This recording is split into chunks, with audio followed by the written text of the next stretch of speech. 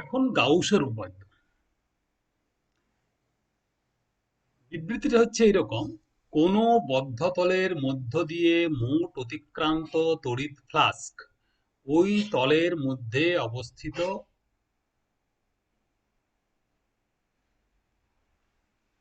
তলের অভ্যন্তরে হবে, তলের অভ্যন্তরে অবস্থিত, তলের অভ্যন্তরে অবস্থিত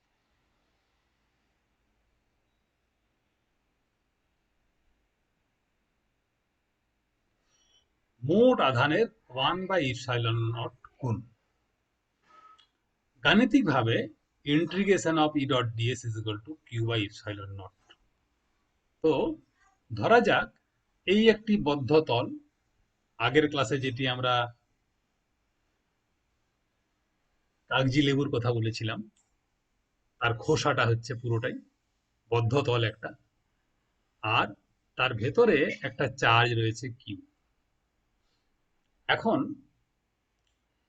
এখানে কিউ চার্জ থাকার জন্য আমরা ভালো করে জানি যে কিউ যদি পজিটিভ কিউ চার্জ থাকে, তাহলে সেই কিউ চার্জের জন্য একটা ক্ষেত্র তৈরি হয়, যে কোনো জায়গাতে একটা ক্ষেত্র হবে এবং সেই ক্ষেত্রের দিকটা এরকম হবে।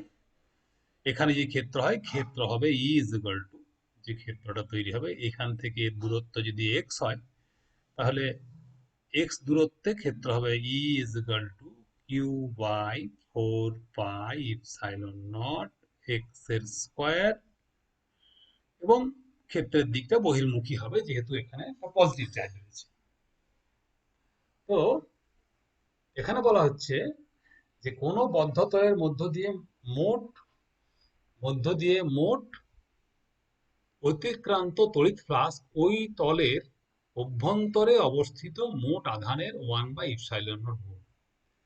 তাহলে তড়িৎ ফ্লাস্ক যদি কোনো একটা এলিমেন্টারি সারফেস দিয়ে হয় ই ডট ডিএস, তাহলে D phi is equal to, আমরা জানি D phi is equal to E dot DS. এটা হচ্ছে তড়িৎ ফ্লাস্ক, মোট তড়িৎ ফ্লাস্ক। মানে কি? মানে ইন্টিগ্রেশন, যদি বদ্ধতল হয় তাহলে একটা কন্ট্রোল ইন্টিগ্রাল। এই যে মোট তড়িৎ ফ্লাক্স যেটা হবে, সেটা উপপাদ্য বলছে, যেটা উপপাদ্য বলা আছে, উপপাদ্যটা কি বলছে না, এটার পরিমাণটা হবে q/ε0, যেখানে q is equal to total charge surrounded by that close surface. অর্থাৎ আধান, যে আধানটা ওই বদ্ধতলের অভ্যন্তরে অবস্থিত রয়েছে। তো ধরা যাক একটা বদ্ধতল রয়েছে, বদ্ধতলের অভ্যন্তরে অবস্থিত প্লাস কিউ পরিমাণ চার্জ রয়েছে, এবং আমরা এখানে নির্ণয় করতে চলেছি যে এখানে মোট ফ্লাক্স কত হবে। যে এখানে একটা, ধরা যাক পি বিন্দুতে, পি বিন্দু, এটা পি বিন্দু, এই বিন্দুটা পি বিন্দু অ্যাকচুয়ালি, পি বিন্দুতে ডিএস ক্ষেত্রফলের উপর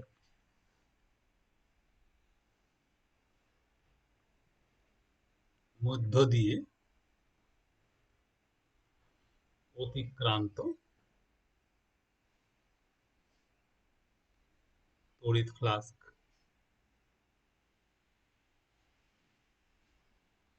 D phi is equal to E dot D phi,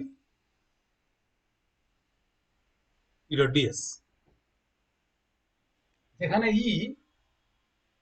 is equal to কত হবে না, যদি এই যে বদ্ধতল, এখানে আমরা একটা গোলকাকার তল ধরে নিয়েছি, এর রেডিয়াস মানে আর, যদি এর রেডিয়াস যদি আর হয়,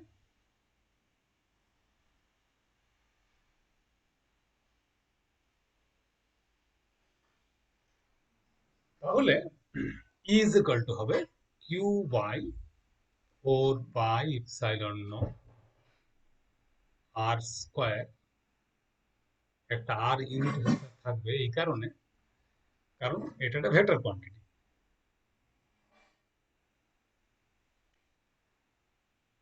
তাহলে আমরা বলতে পারি যে টোটাল ফ্লাক্স যেটা হবে সেটা হবে ইন্টিগ্রেশন। এখন দেখা যাক ই dot DS is equal to কত হয়, হিসেব করে বাই করি আগে। অর ডি ফাই ই এর পরিবর্তে লিখবো Q by 4 pi epsilon not R square. এটা ই, একটা আর ইউনিট ভেক্টর আছে, আচ্ছা আর ইউনিট ভেক্টর থাক, আর ইউনিট ভেক্টর। আর DS, DS is equal to হচ্ছে আমাদের ডিএস ভেক্টর, সেটাকে আমরা লিখি DS unit vector, dot product আছে এখানে, তাহলে এন ডিএস। লক্ষ্য করে দেখো এখানে এটা হচ্ছে আর এর অভিমুখ, অর্থাৎ ইউনিট ভেক্টর আর এর অভিমুখ এটা। আর আমরা ধরে নিচ্ছি যে ডিএস ক্ষেত্রফল যেটা রয়েছে সেটা অন্যদিকে বিন্যস্ত রয়েছে এবং তার অভিমুখ এন এর অভিমুখটা হচ্ছে এই দিকে, এবং দুইয়ের মধ্যে অ্যাঙ্গেলটা হচ্ছে থিটা। তার মানে কি, ভেক্টর আর এবং ভেক্টর ডিএস তাদের মধ্যে অ্যাঙ্গেল হচ্ছে থিটা, এবং এখানে আমরা আমাদের যে ছবিটা এঁকেছি সেই ছবিতে সেটা স্পষ্ট দেখিয়ে দিয়েছে, আর এবং এর মধ্যে অ্যাঙ্গেলটা হচ্ছে থিটা। তাহলে আমরা লিখতে পারি এই যে রাশিমালাটা রয়েছে এটাকে আমরা সিম্পলিফাই করে লিখতে পারি is equal to Q by 4 pi epsilon not, যেটা ছিল একটা আর স্কোয়ার রয়েছে, আর তার সঙ্গে উপর রয়েছে ডিএস ইউনিট ভেক্টর আর unit vector N, mod of R মানে 1 হবে, ইউনিট ভেক্টর যেহেতু তার মড 1 হয়। A dot B, A dot B মানে এ বি কস থিটা, তাহলে mod of R 1, mod of N সেটাও 1 ইন্টু কস থিটা। তাহলে সেটা হচ্ছে ইজ ইকাল টু, আমরা লিখতে পারি কিউ বাই ইপসাইলন নট, সাজাচ্ছি এটাকে, কিউ বাই ইপসাইলন নিলাম, নিচে একটা আছে 4 পাই, 1/4 পাই রয়ে গেল। আর কি রইল না, আর রইল উপরে DS cos theta by R square, তাহলে DS cos theta by R square.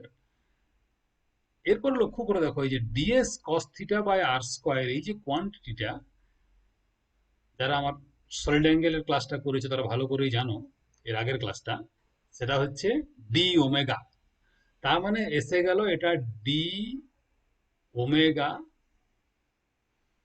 এটার জন্য, আর এটার জন্য আসছে Q by epsilon not, Q by epsilon not, আর একটা 4 পাই থাকছে নিচে। তাহলে যদি এটাকে আমরা মোট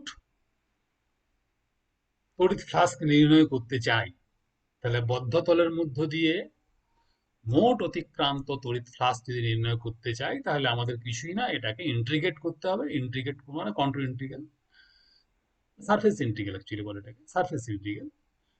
হ্যাঁ, whole surface, over the whole surface, surface integral. Surface integral is equal to হচ্ছে, নোটেশনটা পরে ইউজ করছি, তাহলে পরের পাতায় চলে যাই, গেলে সুবিধা হয়। তাহলে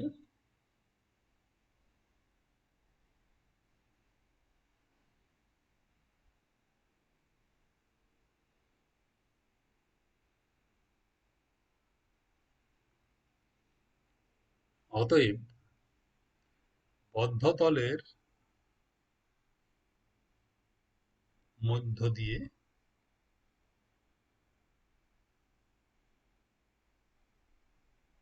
মোট অতিক্রান্ত তড়িৎ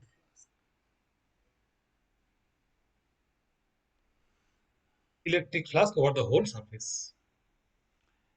is equal to phi. That is equal to integration of d phi over the whole surface. That is equal to integration of E dot ds over the whole surface.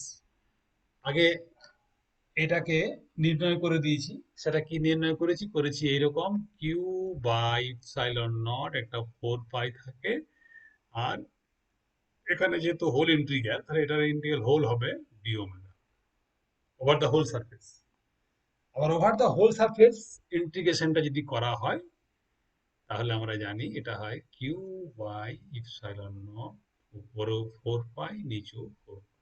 কারণ হচ্ছে integration over the whole surface D omega total solid angle subtended by the whole surface or entire surface at the center of the body is equal to 4 pi is equal to 4 pi।